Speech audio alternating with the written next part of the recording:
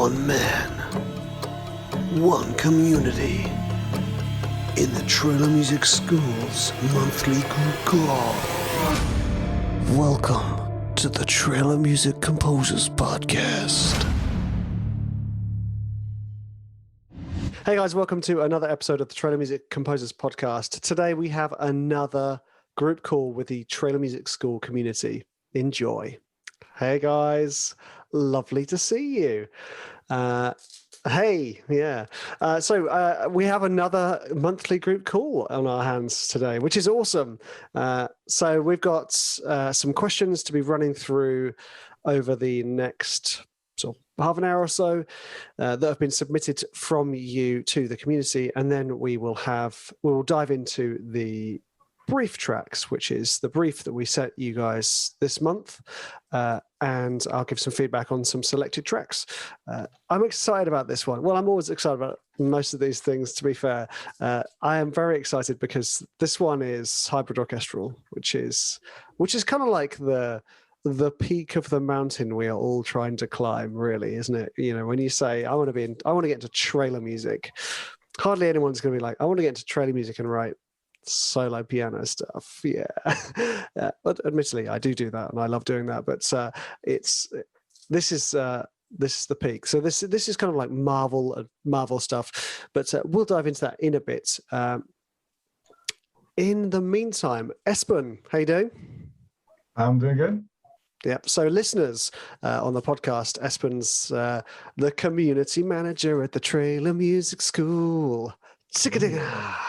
Yeah, and he does an amazing job. So Espen, do we have any questions? I trust we do. Hey, wait, Scott, yeah. Are you eating breakfast? Oh, no, lunch. Of course. Who's? Yeah. Okay. Sorry, Espen. I'm just looking at the pictures. Yeah. Let's dive in with Minko first. He's asking, "Do you miss me?" Because he's on vacation. That's his question. That's the question. Okay, I'll string this out for 5 minutes, Minko, shall I? We'll do another one. I miss you dearly. Yeah. We had a couple ones. So this is a good one, actually. Do you also watch trailers when writing music to see how it fits energy-wise? Actually, that's a really great question. And in my head, that's two questions. So if we hear the first part, which is like, do I listen to trailer music? Do I watch trailers when I'm working on trailer music? The answer is yes, because usually there is some kind of reference point for me. And that's honestly, aside from sitting in a cinema with a massive bowl of nachos and chilies and cheese and salsa, that's my favorite time to sit and watch trailers, is just before I start an album, because it gets me pumped, it gets me excited. Not in the same way that listening to trailer music does, but when you watch a trailer, you're seeing the trailer music do its job. And hopefully you're not really noticing the music. Hopefully you're just wrapped up in the story and the narrative of the trailer. But yeah, so I do watch trailers, but I usually only watch them just before an album. Now, can you read the question again, Espen? There was a second part to the question, which I wanted to kind of split off. I think what it means is, if you finish the track, do you ever overlay it on top of a trailer to see if it fits? Yeah, thank you. No, I never do that. No. Because, I mean, you can do that, but what I would usually do, if I was to ever do that, I would have a copy of a trailer that I would kind of score in silence. So if I was doing sort of like this epic hybrid orchestral, I might have a copy of a trailer, or at least, a YouTube clip on mute that I kind of score as I'm going along to give me structure. And I did that when I started, but honestly, I don't do that anymore, because I'm trying to let the kind of rough structure of a trailer cue be the guide for me. And yeah, that's it. Because the thing is, when you start to score, you kind of switch your approach to writing. Well, I certainly do. I'm thinking much more in terms of timing and how I can shape my track to that particular trailer that I'm working on, rather than how can I make this track as good as possible, regardless of what time. I mean, you could argue one way or the other. You could argue that actually scoring it would be good because it would give it a definitive structure, definitive stop and edit points. Or you could argue that actually that is changing the way the track could naturally progress.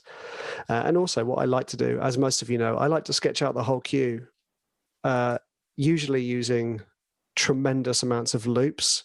As Vic at Elephant would often tell me, okay, Rich, let's cut down on the loops on the final third because it's the same bar for a minute. But that's just because I'm sketching. I'm sketching like it's my wash. So in answer to that point of the question, no, I rarely overlay a track on top of a trailer. Mike says, sometimes it's fun to just take your finished track and experiment with how it sounds on random trailer videos. Sometimes they sync up surprisingly well. Yeah, I mean, that is actually fun. But I also like doing that for a comedy purpose, like putting Jaws on and then playing some banjo music. It's hilarious. Actually, I can't remember which, I think it might be Jaws 1 where the lady gets pulled off the pier into the water and then has to swim back. Put some fast banjo music onto that. It's hilarious. Anyway, next question. Yeah, this one is from Tim. He says, there are tons and tons of libraries out there, not just trailer libraries. How can you tell if they are reputable and working hard to get placements or just collecting tracks to beef up their catalog? When I work with a new library, I always have a fear the tracks I do will end up on the proverbial shelf collecting dust. Any tips on vetting libraries and choosing which ones to pitch to? Tim, that's actually a fantastic question. And sadly, my answer is fluffy because it's often a gut thing and it's often a relationship thing. You can look at a library, see what they are doing, because most libraries brag about their placements. So you can see what they're doing, how they're doing it, and what stuff is being placed. But without an intimate knowledge of that library's placements, you can never really know what they're doing, because some libraries might not have a lot of upfront trailer placements, but they might be getting a huge amount of royalties for some random Australian TV show. So the way I would approach it is this library writing music that's in line with me? Do they do the stuff that I want to be doing? You do have the thing with it, you do have libraries that are absolutely humongous that cover not just trailer, but cover every single keyword under the sun because that's their game. They're in blanket deals, basically. They are covering every base for every TV station. So it is a really tough one to call. Like how it does also depend on what you want to achieve. Do you want to be in trailers? Do you want to be in underscore stuff? Do you want to be kind of mock commercial artist? And that will narrow your field somewhat. But my best advice to you is find the libraries that aren't necessarily just doing the work that you want to do, but seem to kind of catch something in you. I know I get this from websites as well. You land on a website and you go, yes. In seconds, you're like, yes. And admittedly, that's why it's very, very important to have a good web designer. I shall remind myself of that because I need to get a good one because I'm not that great. But it's a gut thing for me. Sometimes you do have to kind of go through the motions with the library. I've written for quite a few libraries, and as you say, Tim, my music has been sat on the shelf. And over the years, that wasn't a problem because with some of those libraries, I was paid up front. So it was an advance that I got. So the fact that it was sat on the shelf now, yeah, it's a bit irritating. But at the time, the money up front was super helpful for me. And it meant that I could have more time to write other stuff. I know I'm going on a little bit, but then what I did was I did the 80-20 analysis of my work. I said, I looked at my schedule over the year, and I looked at all the companies I'd worked with across the world in all manners of ways, whether that was corporate video, whether that was standard library, or whether that's trailer, whether it was advertising. And I thought, okay, right, what 20% of this whole is giving me 80% of my income? Oh, it's elephant music. And then I just turned around to the libraries that weren't bringing in the money for me and said, thanks, guys, see ya. So it may be a case, Tim, of you just having a go with some of those libraries that you feel right with and seeing what happens. It's painful because with library stuff, you're waiting at least 12 months before you see anything. But those upfront payments are quite nice. So suck it and see, and then do the 80-20. It worked like a charm. And as soon as I stopped working for the other stuff, I was like, oh, wow, I have like 4 days a week now to focus on the company that was bringing me loads of money. And that's when my income greatly increased, shall we say. And, Tim Ferriss always suggests doing the 80-20 analysis on everything in your life, which I do agree with. Sometimes it's a bit scary, though, because you're like, oh, but I like that stuff.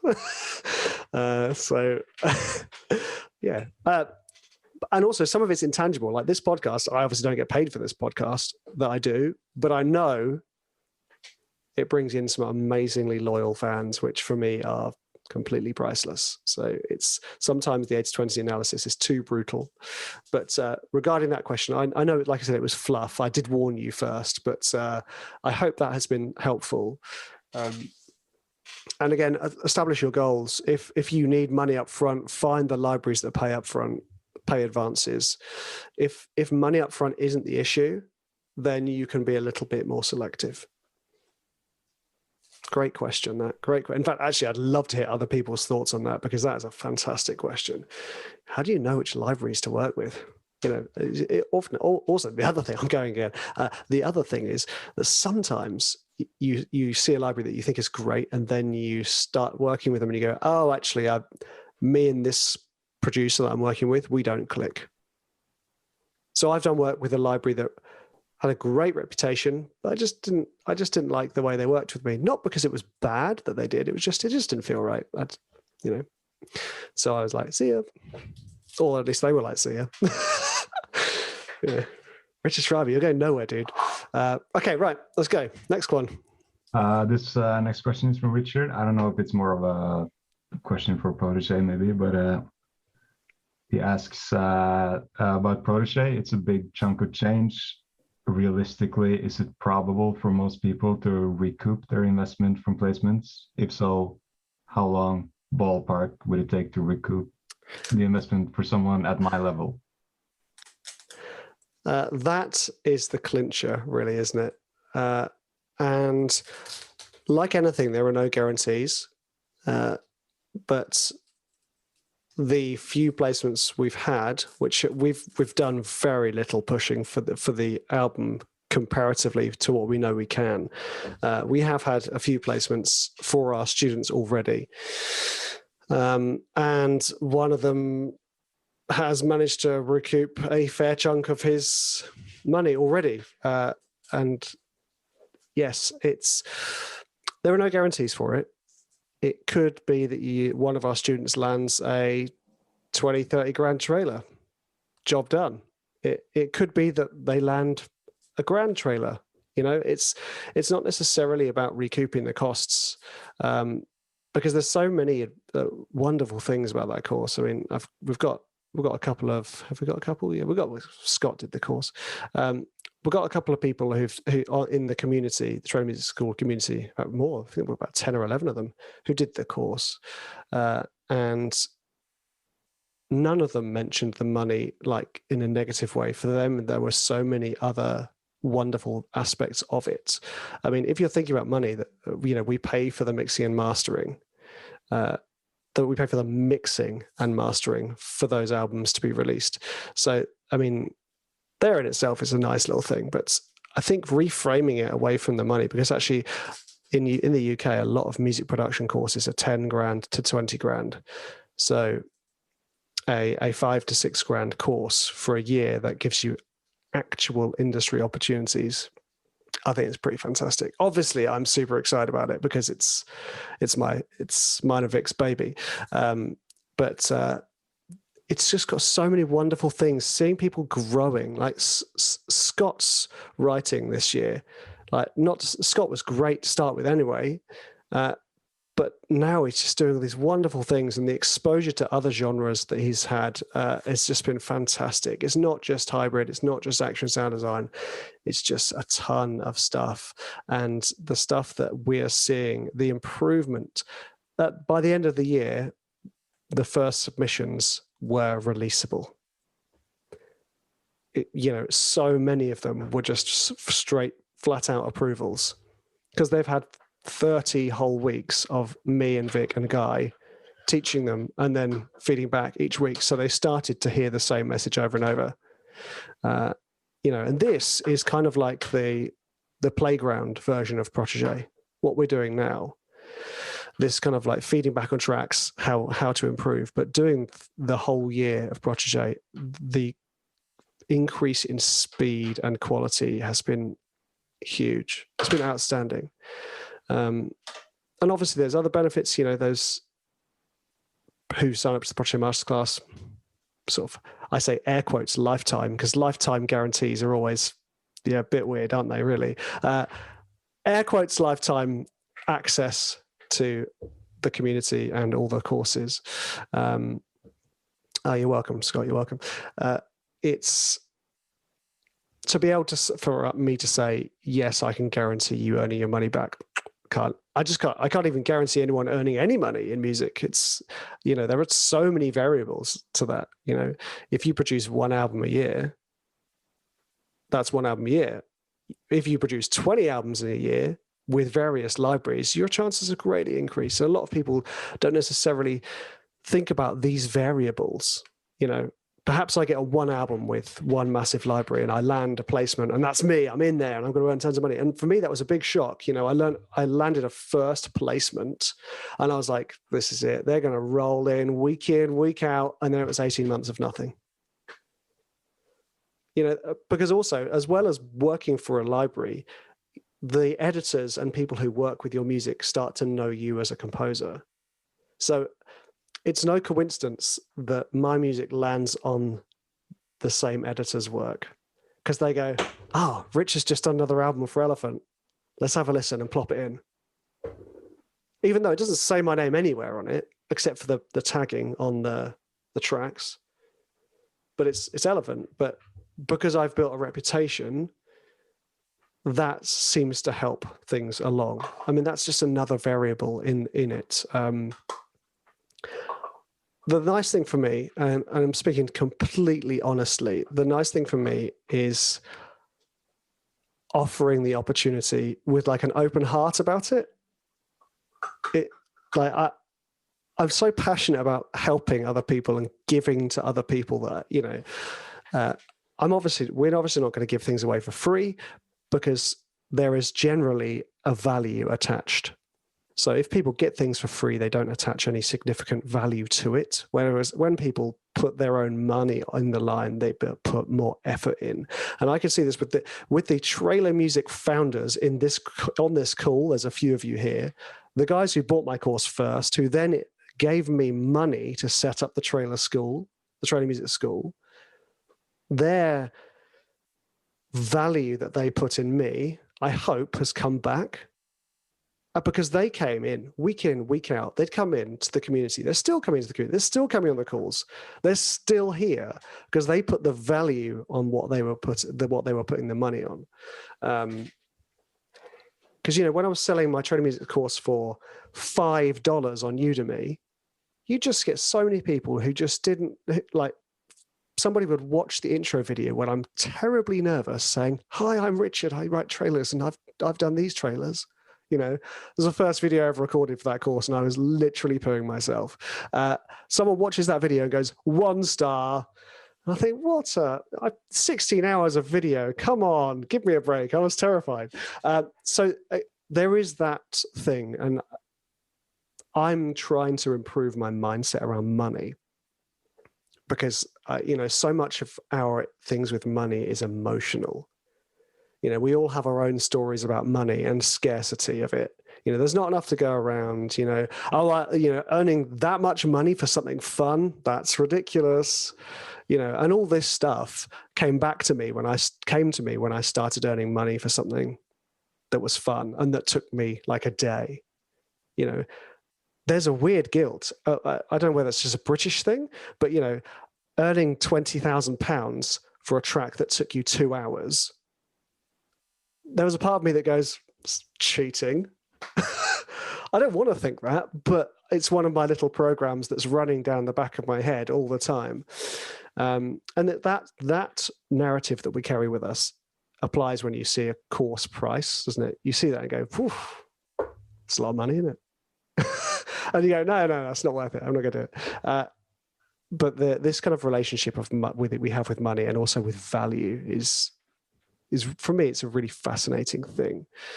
And also working in music licensing, one day somebody could buy my track for £50 and put it on something. The next day, somebody could buy it for £50,000 and put it on something.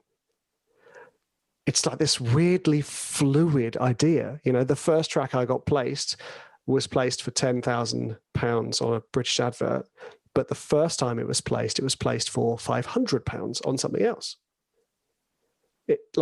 The money is so weird. And I really like that because it's allowed me to address my own issues with money. And I hope maybe clear some of the weird money blocks. I mean, you've seen there's so many people who talk about this stuff, money blocks, law of attraction, I'm all over that. I love it. But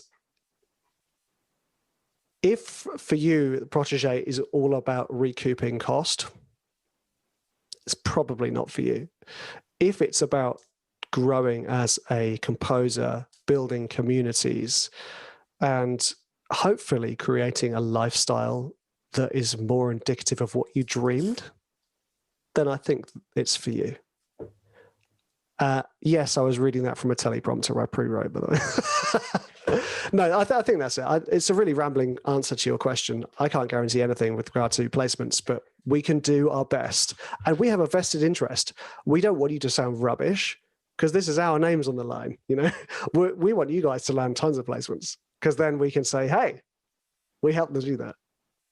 So, it's not in our interest to take your money and then be like, yeah, okay, you're not very good anymore. See ya. So yeah. Do I have some questions? If it's chasing pipe dreams or a realistically possible career. Yeah, that's sorry. Just for those listening, Richard commented, was just wondering if it's chasing pipe dreams or a realistic possible career. I want to tell you a very, very short story on that. There's a book that my kids listen to. Hang on a second. It's by a British author called David Walliams, and it's called Gangster Granny. And the kid in Gangster Granny, he wants to be. His parents want him to be a ballroom dancer, and he wants to be a plumber. And his mum comes up to him and says, oh, when are you going to stop chasing this pipe dream of becoming a plumber and, and just get a solid career in ballroom dancing? I just thought it was so beautiful because flipping the normal sentence made it sound utterly ridiculous, didn't it? Like, yeah, it's just a pipe dream becoming a plumber. Like, why is that any less of a pipe dream than becoming a full-time composer? You still have to work really hard to become a plumber. It's like, yeah, there's a lot of work, but there's also a lot of work for a composer. So with regard to chasing pipe dreams, chase that pipe dream all day, please. That's how you get there. That's how you get there. Selling a few $1 million of kids' songs got me into the castle. Hey. Get in. Richard, we're going to high five on that. Nice. Yeah, well, you've done it. There we go. That pipe dream's well opened up. Okay. I hope that's answered your question. I hope that's helped. I'm sorry if my answers to your questions sometimes are rambling. I get very excited and I find it very hard to control my Monkey Mind. Espen. Yeah, I'm seeing here Richard writes, I just want to learn to write all the other styles. And I'll just jump in and say I haven't done Protege, but the Trailer Music School was like the precursor to that. And I've written styles that I had never heard of them before. And I gotten placement with some swaggy rock and roll. I've gotten a horror placement, and I've gotten an uplifting piano placement. All of these things I learned at the Trailer Music School. I'd never done any of them before I started this course. Like I'd only done like the hybrid classic trailer music.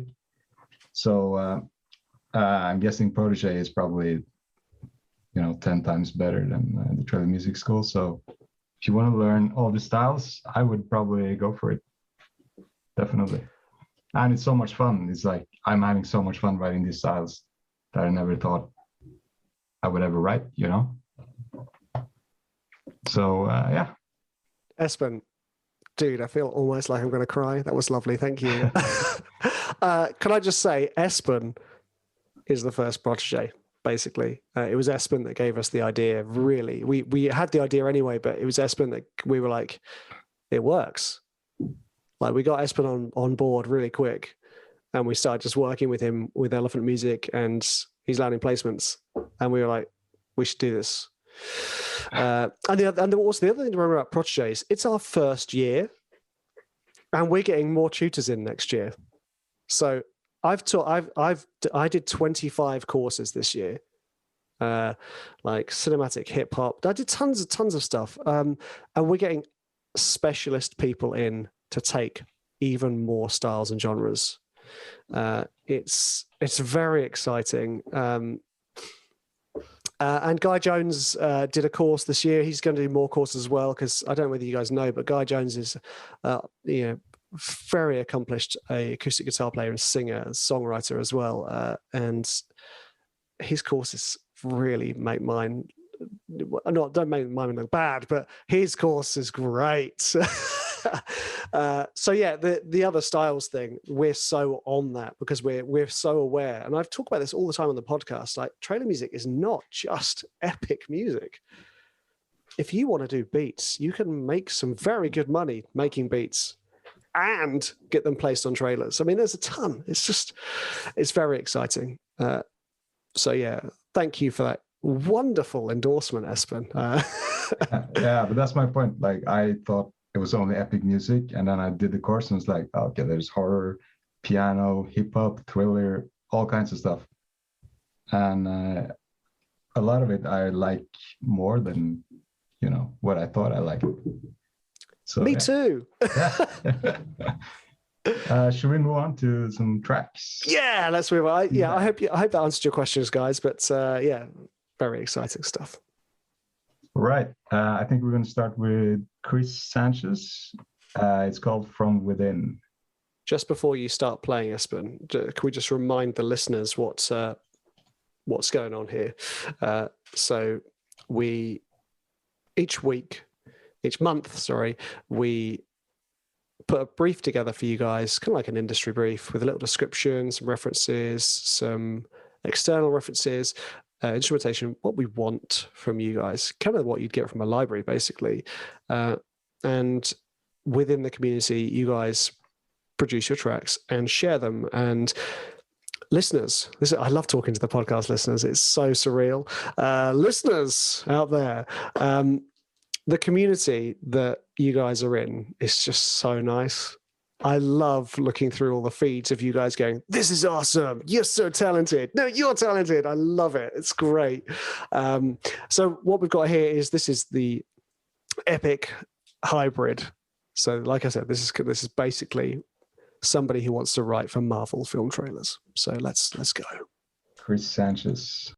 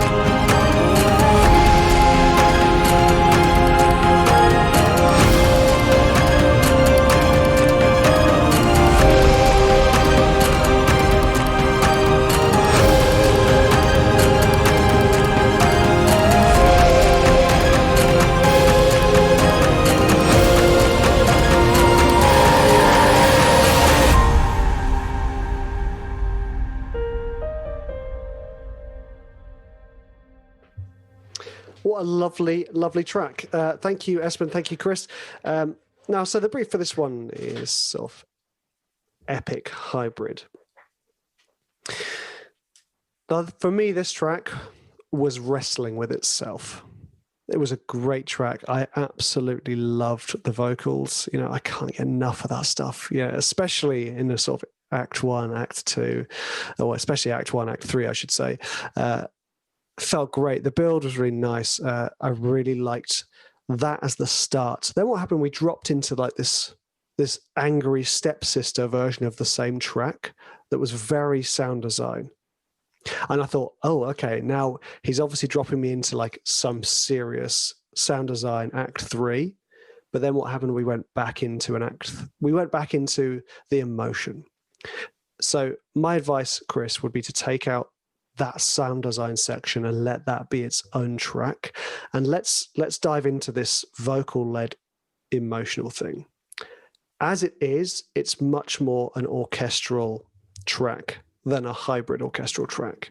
I mean, there is like some noises in there, but what I'd love to hear is like, I don't know what to say, but spank those strings a bit more. The strings felt really timid, especially in the final third. We want to hear those like gunning for it, to the point where, you know, when you see a string player really gunning for it because their bow is basically breaking in front of your eyes, all the horsehairs are going tweet, tweet, tweet, tweet, tweet, tweet. That's what you want to think. So if you can't get that sound from your samples, run them through a compressor, run them through OTT, crush them. It doesn't matter. And then layer a synth over the top, doing the same thing. As well as those, I don't want to say spanked again, as well as those crushed strings. That's just the strings. So when we go back into that Act 3, it needed more. You know, Vic often says, you know, with this type of stuff, no one ever says this has got too big. No one ever says that. So don't be afraid. And I used to do that exact thing. When I first started, I would craft my Act 1, I'd craft my Act 2, and I think this is the business. And then I would get so terrified of Act 3 that it would just be like almost like a wet fart version of the first. You know, it'd be like, meh. It would just lacked oomph. And you know what? Yes, if you listen to Cody's excellent mini masterclass on the podcast about mixing, but you can just chuck a ton of stuff at it.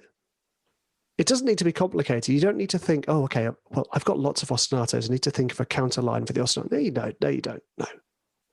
Imagine it like, can I break this down into 4 parts? You know, that 4-chord progression you've got, let all of the bass brass play those 4 notes. Automate them and be a bit clever with that, but just absolutely throw everything at that final third. You've got the hook with the vocal. You've got the drive with the strings. It just now needs, as I like to say, more welly. And that could be layering. When you've got that stuff, you can layer a sub underneath if you're worried about it missing the very, very low end. Just be careful to kind of notch out the below 20 on all of the instruments when you're using a sub. And then, you know, if we're going to go into mixing with it, just then you can listen to Cody's chat about it. It's absolutely priceless. It's gold. It's basically a mixing masterclass in a 10-minute monologue. Thank you, Cody. But this stuff is hybrid and it's huge. You think about these guys, well, the people who want to pay for this track will want it to reflect the scale of the film that they have produced. Always think of the scale of the imagery. That's why when we go for dramatic piano stuff, we're thinking of Pride and Prejudice. You know, open spaces, beautiful costumes. And we reflect that with our instrumentation. So we use smaller string sections. We don't slam them with a compressor. And the same with this. We think, okay, this is galaxies colliding. So how can I make that sound huge? So Chris, fantastic track. Take out that action sound design, make it another track because that's gold too, and then really ramp everything up. That was really long-winded. Sorry. Let's do the next one. We're going to do Dave. He had a big feedback session on the forums. So let's give him one more. Uh-oh. It's Augmented Humanity version 4. Nice.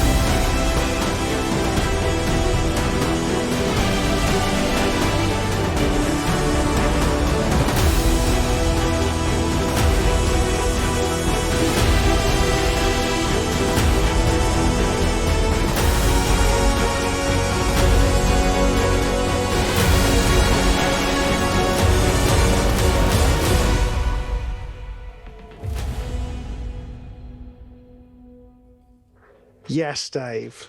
Yes. Woohoo! Okay. First of all, I love this. There were so many kind of classic trailer things going on here. You know, with this type of stuff, with these type of trailers, they often start quite dark and impactful, where we have our trailer ping and a distant one, no strings, just boom, boom, that type of stuff. It's fantastic. Loved it. I was so happy to hear that synth coming in. That's great. Great pattern, by the way. Patterns are one of those things that completely make a track, but I'm sure you're like me as well. You sit there umming and ahhing over whether the minor third should go there or should I put the minor sixth in there? You know, how you arrange it. But Dave, I would like you to listen to a pair of trailer composers called Superhuman. They used to write for Pusher. I don't know whether they still do. I'm looking at Espen. I'm not sure he knows. They did a track for Maze Runner back in the day.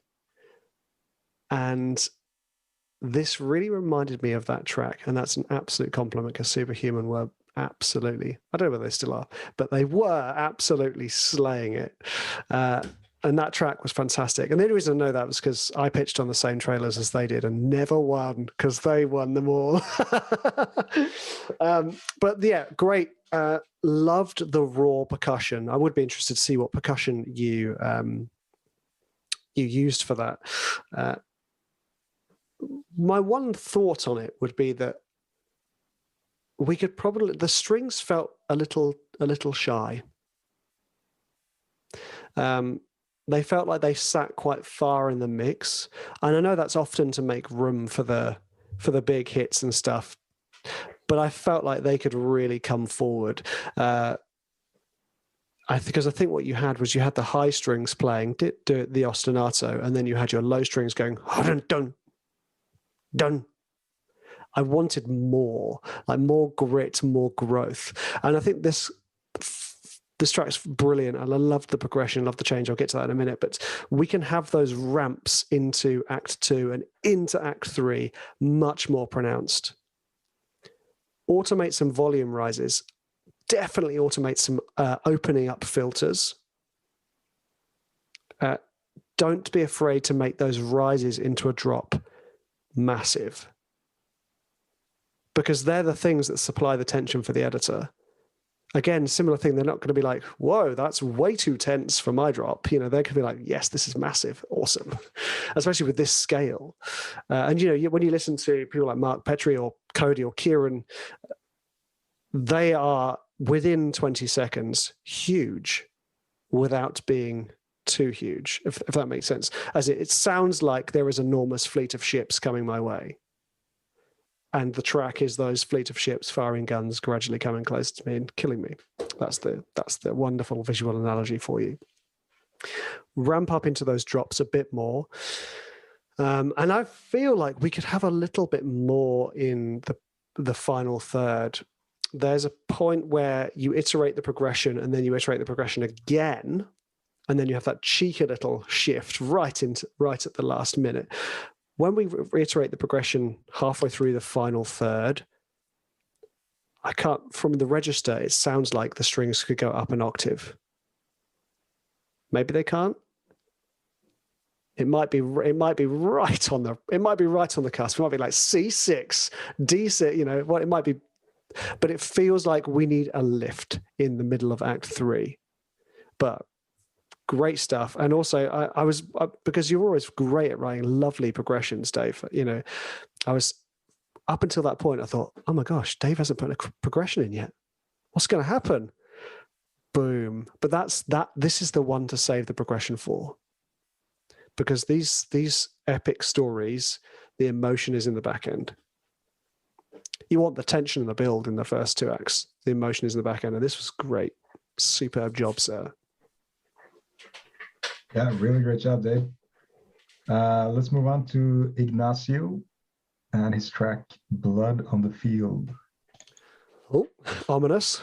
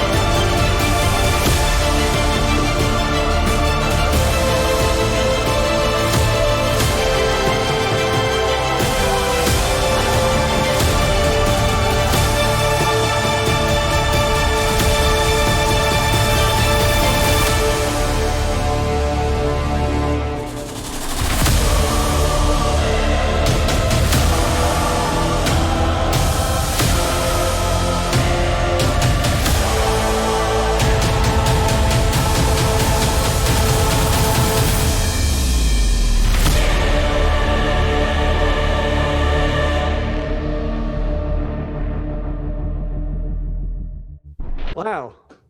What was it going to continue with? Did you stop? Did you cut it off? Wow. Ignacio, is that his name? That was brutal. And actually, the wonderful thing about this track is that it really shows you why so many companies produce hit libraries. Hits, rips, swishes, whooshes. If you put those in the right place, in the right way, they do so much of the heavy lifting for your track. Yeah, fantastic. Loved it. I had this kind of like constant sort of devil angel thing going on in my mind about that level of hit being used so early in the track. I like the idea of it, and I always have liked the idea for the fact that it feels like I'm kind of slapping someone in the face to get their attention. So, you know, I see why you'd use the first one, you know, bam, spoosh, slap you in the face. Oh, listen to my track. But then if you keep using the same volume of the same hits throughout the entire cue, I feel like the intensity is lessened. I'm not saying it doesn't work. It sounds great, this track. I would probably like to hear it. But Espen, I might ask you to play the first 30 seconds again so we can all imagine it. If we can get more of a brooding track to start, so that when we get into Act 2 and Act 3,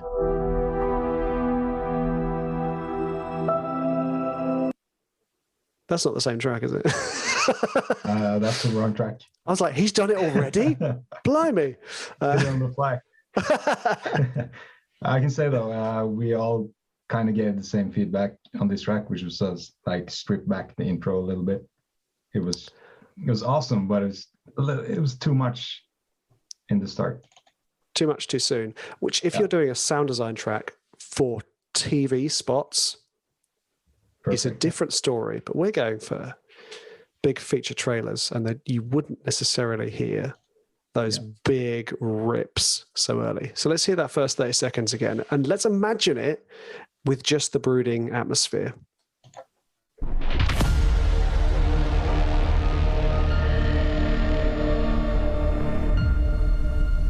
This bit. He should start it there.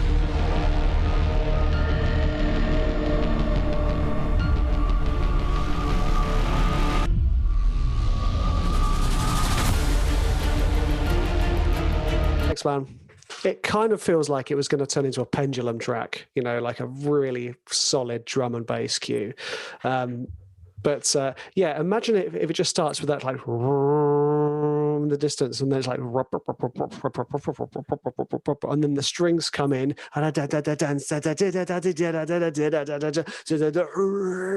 then we introduce the first massive one. Even then, notch off the top a little bit, so it feels like it's just a little bit further away. Yeah, it's those stings.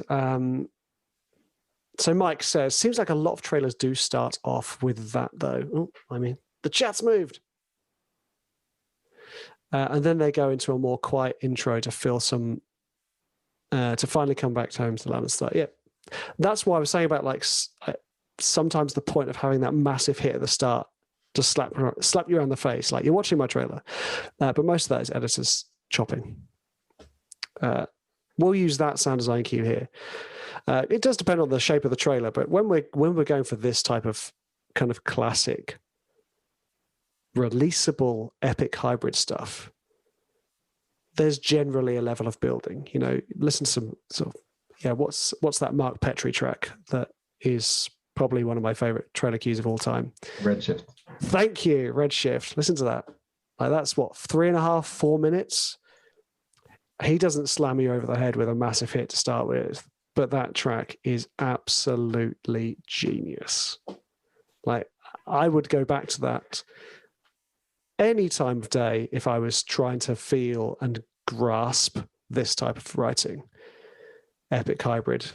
It's fantastic. You know, it starts off much like Dave's did, with this kind of like brooding, booming darkness that's then driven with an amazing ostinato, and then we get the big guns out, and then we start bringing in the choirs. P.S. I loved it in this track when the choir came in.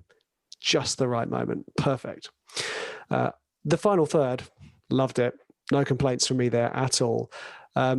When we ended the track, the first ending, I mean, when it kind of goes, bwam, I was thinking, yes, 4 of the Brahms, that's all it needs, bwam. But then he brings in the choir and does this kind of step progression. I think that was a bit over the top. Not in scale, but just, I don't think I needed it.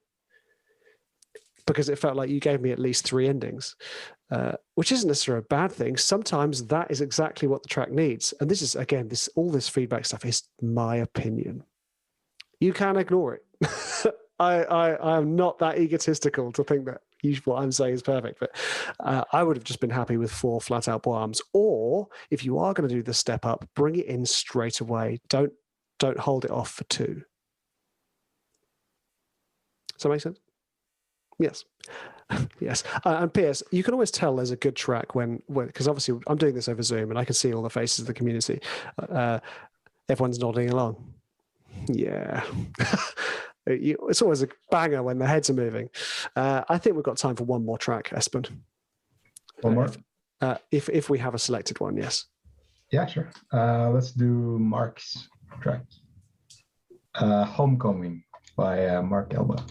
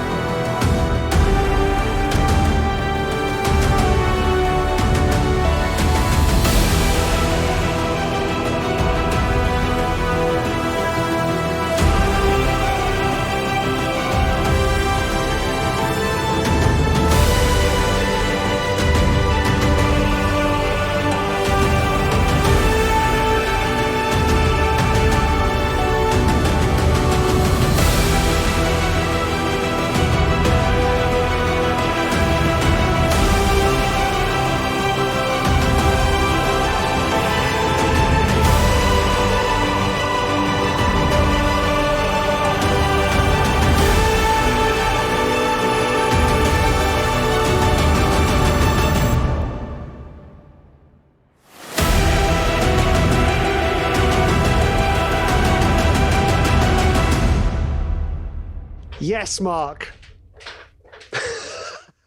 Now, knowing Mark as I do, I know this is probably one of his favorite ways to write. This fantastically, what's the word? Not uplifting, rousing. That's it. Rousing. It's gone more on the orchestral side of epic or of hybrid orchestral, but same thing. I just love it. When I'm listening to these tracks, my head is kind of going through, not like Jack Reacher, but I wish I was kind of cool like that, like an internal clock that's like, okay, now it needs to bring something in. Now it needs to bring something in. And every time my mind says that, something comes in or something changes. There's a lift. There's a constant lift all the way to the end. Even right at the end, I was thinking, I'm not sure I can hear any higher, but there was more high instruments coming in. And also the thing I've really loved, one of the things that always scared me about trailer music was the drums. You know, that last track where I felt like I was abused by the drums, I felt like I could never achieve that because they're so intense. So hearing a track like Mark, where it's like it's understated percussion writing, but understated percussion writing sometimes is more powerful because it leaves room for the emotion. Oh, I loved it, Mark. I'm not going to say anything really. I think it was pretty bang on. I would probably ask for like a tiny bit more right at the very end. I feel like we just cut off maybe 5 seconds too short, just because I feel like with a track like that, you need to give me some time to calm down after it.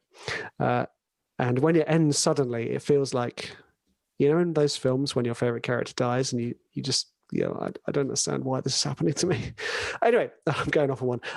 Michael summed up beautifully when he said, "This makes me want to see the movie now." Those are the best ones, I think. Now I want to go to the theatre, even though there's no trailer for this. Absolutely spot on, Mike.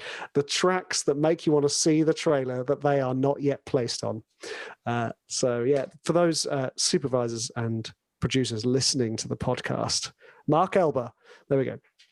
Okay, guys, what a wonderful show. Thank you so much for showing up. If you do have any more questions, fire them over to Espen.